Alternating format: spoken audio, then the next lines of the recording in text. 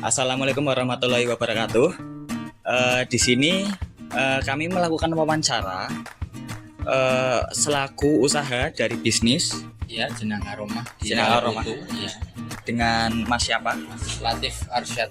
Mas Latif Arsyad. Ya. Baik. Di sini kami ingin menanyakan seputar usaha yang Mas lakukan. Jadi seputar bisnis ini, gimana sih proses produksi jenang yang dilakukan di sini? Nah, di Jenang Aroma sendiri proses produksi diawali dengan mempersiapkan bahan baku ya. Karena jenang tersendiri itu makanan yang manis, jadinya pasti pertama gula putih, gula merah, tepung dan santan. Nah, itu bahan utama dalam produksi jenang. Pertama itu kita matek kelapa dulu, motong kelapa, diambil dagingnya, terus diparut.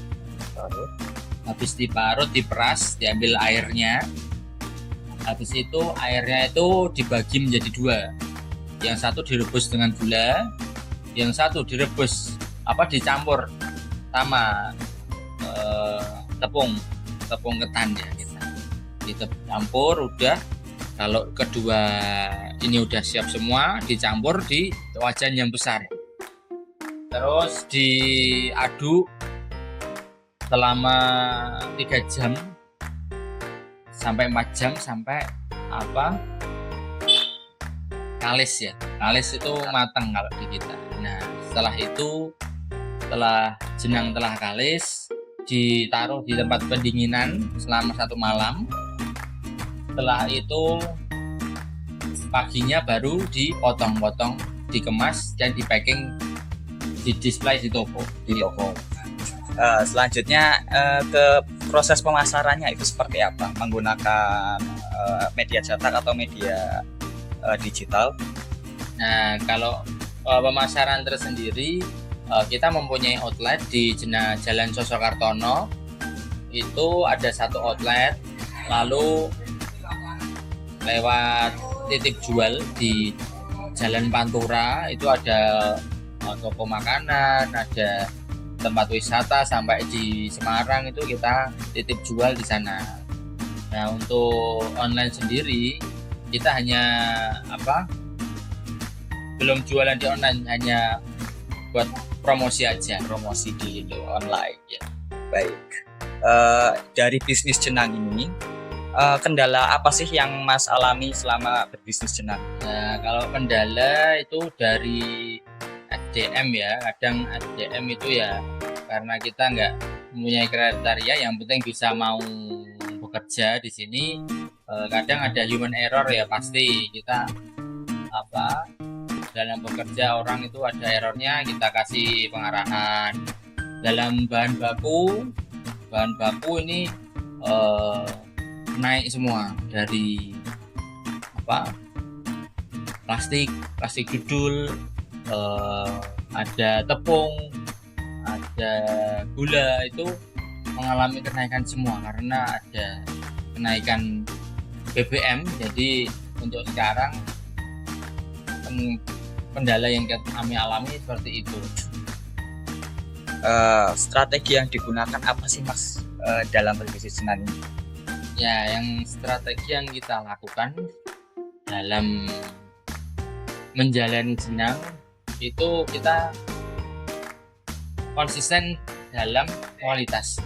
Meskipun bahan-bahan baku naik, kita tidak mengurangi kuantitas bahan baku yang kita pakai, karena kalau kita menurunkan standar kita itu, maka rasanya akan berbeda, dan kalau rasa berbeda bisa membuat pelanggan kecewa gitu.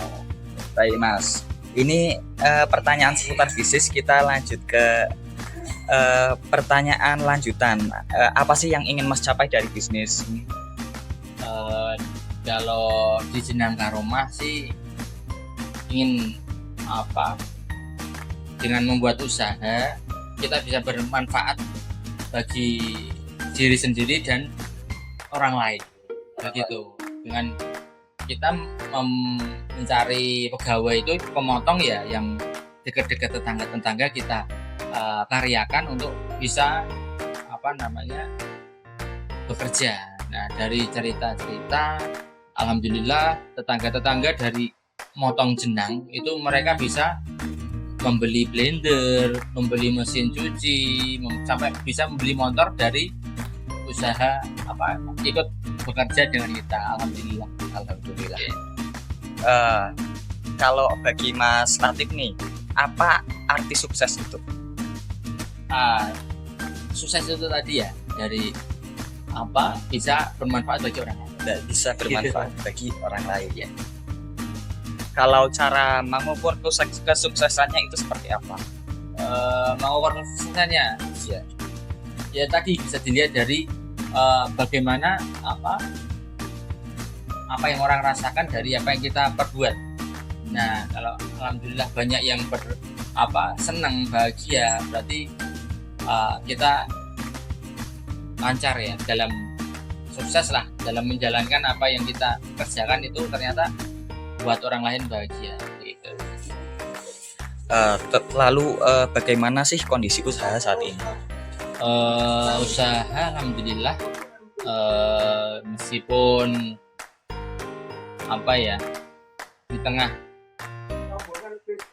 di tengah problematika geopolitik ya, usaha kita masih berjalan. Setiap weekend banyak wisatawan mahasiswa yang ingin keluar kota datang ke outlet kita dan mencari produk kita karena emang kualitas yang kita nomor satukan. Jadi lancar. Alhamdulillah lancar. Baik, Mas Latif, cukup sekian untuk wawancara kami dari mahasiswa Udinus. Sekian, terima kasih. Semoga bermanfaat. Terima kasih, Mas.